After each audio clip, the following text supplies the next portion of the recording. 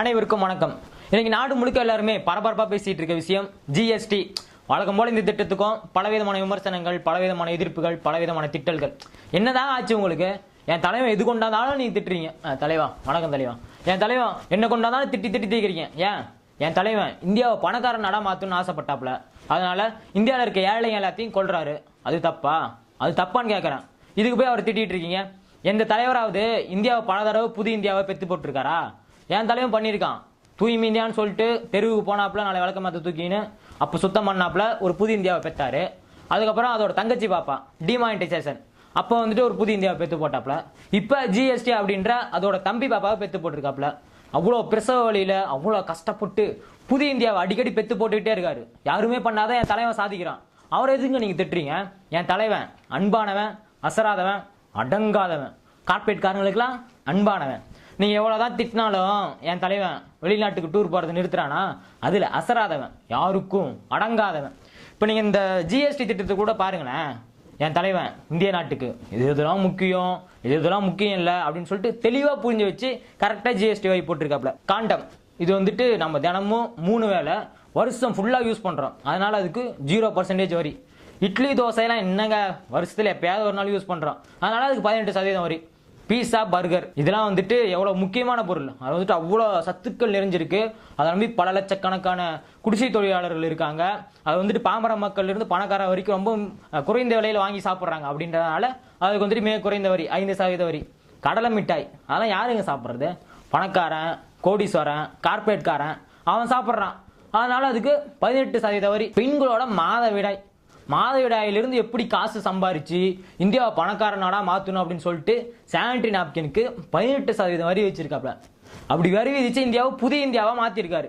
இதெல்லாம் நீங்க கைத்தட்டுங்க. இது வந்து இவ்வளவு பெரிய சாதனை. இது மாதிரி நிறைய விஷயங்கள் வந்து இந்த ஜிஎஸ்டியில் வந்துட்டு மக்களுக்காக பல நன்மைகள் செஞ்சிருக்காரு. அவர் போய் திட்டிட்டு இருக்கீங்க. என் தலைவன் குஜராத்தில் முதல்வராக இருந்தப்ப ஜிஎஸ்டி எதிர்த்தாப்புல என் பணம் தான் ஜிஎஸ்டி அமல்படுத்தும் அப்படின்ற மாதிரி சொன்னாரு. இப்போ என் தலைவன் பணம் தான். நீங்க யாராவது சொல்றதை கேட்கிறாரா? பணத்துக்கு தான் காது கேட்காது. ஆனா என் தலைவன் பணம் தான். உங்களுக்குலாம் அது புரிய மாட்டேங்குது. எதுக்கு என் தலைவனை திட்டுறீங்க? பாத்தீங்கன்னா விவசாயிகள்லாம் யாருங்க? இந்த நாட்டோட துரோகிங்க. அவங்க என்ன பண்றாங்க?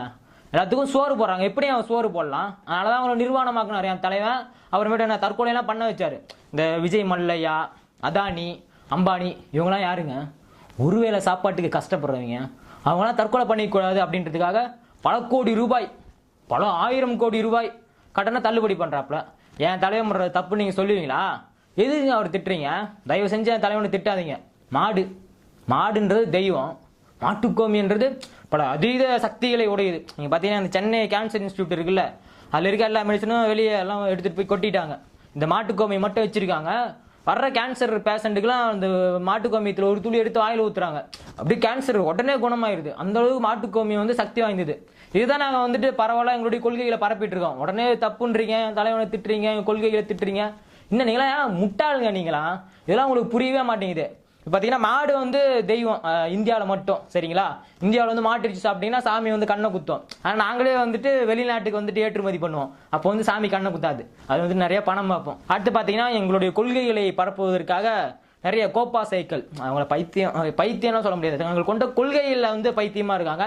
தமிழ்நாட்டில் நிறைய பேர் இருக்காங்க. யார் அப்படின்னு சொல்லிட்டு பார்த்தீங்கன்னா முஸ்லீம் வீட்டில் சாப்பிடுகிறவன் உண்மையான இந்துக்களே கிடையாது அப்படின்னு சொல்ற ஒரு பைத்தியம். அப்புறமேட்டு வந்து ஹிந்தி படிச்சீங்கன்னா கல்லீரல் நல்லா இருக்கும், கிட்னி நல்லா இருக்கும், நல்லா ஆய் போவோம் இப்படின்னு சொல்ற ஒரு சில பைத்தியங்கள். அப்புறமேட்டு வந்துட்டு தமிழகத்தில் தாமை மாண்டே தீரும் அப்படின்னு முழுசா சந்திரமுகியா மாறி இருக்க நம்ம அக்கா. இந்த மாதிரி வந்துட்டு தாங்கள் கொண்ட கொள்கைகளில் முழு பைத்தியமாக மாறி இருக்கிறவர்களை நாங்கள் தமிழ்நாட்டில் உருவாக்கி இருக்கோம். முன்னாள் குடியரசுத் தலைவர் அவர் யாரு? நம்ம அப்துல் கலாம் ஐயா. அவர் என்ன சாதனை பண்ணாருன்னு கேட்கிறேன். அப்படி என்னதாங்க சாதனை பண்ணாரு? சும்மா 2 ராக்கெட்டை வானத்தில் விட்டாப்புல, அப்புறம் கொஞ்ச நாள் வந்துட்டு குடியரசுத் தலைவர் உட்காந்தாப்புல. இதெல்லாம் சாதனையா? நானும் தான் கேட்குறேன். இதெல்லாம் சாதனையான்னு கேட்குறேன். அதனால தான் என் தலைவன் அதை கரெக்டாக கண்டுபிடிச்சாரு. 2 வருஷமா அவருக்கு வந்து நினைவு மண்டபமே கட்டல, இன்னும் அப்படியே இருக்கு, நிலுவையிலே இருக்கு. ஆனால் என் தலைவன் எவ்வளோ பெரிய சாதனை பண்ணியிருக்காப்புல. அதனால தான் அவர் இருந்த டீ கடையை சுற்றுலாத்தலமாக மாற்ற போகிறாங்க. அந்த சுற்றுலாத்தலத்துக்கு 100 கோடி செலவு பண்ண போகிறாங்க. அப்படின்னா என் தலைவன் எவ்வளோ பெரிய தியாகி, கலியுக கண்ணன், அப்புறமேட்டு வந்து சுதந்திர போராட்ட வீரர்களுக்கு நிகரான ஒரு தலைவர் அப்படின்னு சொல்லிட்டு நான் பெருமையாக சொல்லிக்குவேன் என் தலைவனை. அப்புறம் தமிழ்நாட்டில் நம்ம ஜெயலலிதா அம்மையார் இருந்தப்ப இந்த உதயமின் திட்டம், நீட் எக்ஸாமு, இந்த கூடங்குளம் அணுமின் உலை இதுக்கெல்லாமே வந்துட்டு எதிர்ப்பு தெரிவித்து அதெல்லாம் வந்து கையெழுத்திடல. ஆனால் அவங்க இறந்து போன பின்னாடி இப்போ தமிழ்நாட்டில் 2 சொம்புங்க இருந்துச்சே, சொம்புங்க தான், பொம்மைங்க, தலையாட்டி பொம்மைங்க, அதுங்களை வச்சு இந்த உதயமின் திட்டம், நீட் எக்ஸாமு, கூடங்குளம் அணுமின் உலை, அப்புறம் இந்த கதிராமங்கலம் ஹைட்ரோ கார்பன் ப்ராஜெக்ட் இது எல்லாத்துலேயும் கையெழுத்து போட வச்சிட்டாப்ல. என் தலைவன் எவ்வளோ பெரிய ஆளு, இதெல்லாம் உங்களுக்கு புரிய மாட்டேங்குது. இனிமேட்டு வந்து என் தலைவனை தயவு செஞ்சு திட்டாதீங்க. நம்ம நாட்டு மக்களுக்காக உயிரை கொடுத்து உழைத்து கொண்டிருக்காரு என் தலைவன், சரிங்களா? தயவு செஞ்சு இனிமேட்டு என் தலைவனை திட்டுனீங்க அப்புறம் பாருங்க நீங்க, அவ்வளவுதான். எதிர்காலம் வரும், என் கடமை வரும், இந்த கூட்டத்தின் ஆட்டத்தை ஒழிப்பேன்.